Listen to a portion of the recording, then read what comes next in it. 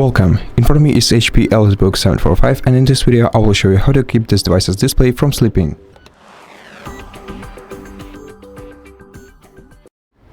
To do it, you have to right-click the battery icon on your status bar, go to Power and Sleep settings, then expand the Screen Sleep and Hibernate Timeouts menu, and to change the time after which your device goes to sleep, you have to expand this list and select the value that you need. If you want to turn off this feature, you have to select Never right here.